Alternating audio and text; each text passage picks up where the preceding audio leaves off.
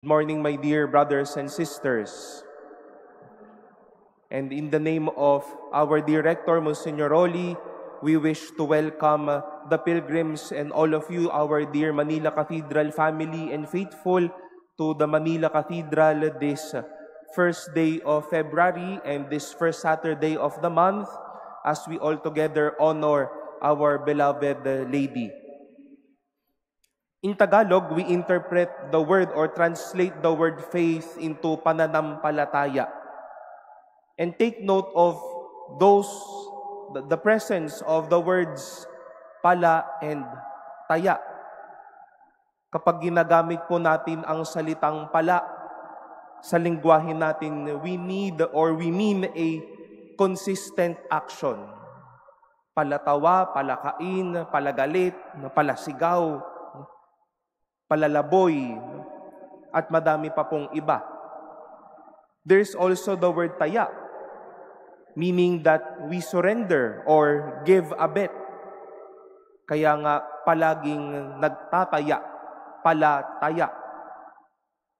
But for today's reflection, let us focus on the presence of the word pala in the word. That faith is a consistent action.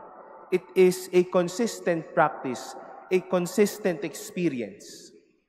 Saan man, anuman ang karanasan o anuman ang nangyayari, palaging nananalig. Our first reading from the letter to the Hebrews recalled the experiences of Abraham, whom we call as our father in faith. Faith was not only working at him when he was doing some things, but every day faith was a part of him.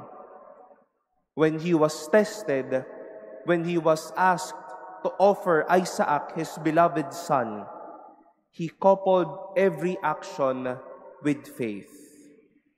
Faith that was not only expressed in front of God, but everywhere faith is expressed. We draw to the gospel when the disciples were experiencing that violent squall that made them fearful. They almost forgot to bring faith with them. Dahil nga sabi po natin, anuman ang humahagupit, palataya din tayo, palaibig din tayo, palapanalig din tayo sa mga oras na ito. It is good to remind ourselves, my brothers and sisters, if we are only trusting or putting our faith in God in good times only, or whenever we are asked to be in front of God. Baka po nananalig lang tayo sa panahon na masaya tayo o sa panahon na narito tayo sa harapan ng Diyos, sa simbahan o kapag tayo ay nagdadasal. But with these readings and these experiences, we are asked to live faith constantly. Kahit man panahon ng sakit, panahon ng krus, panahon ng pagsubok, panahon ng bigat, palaging mananalig at palaging nananalig. When we use pala, it is as if doing things all the time.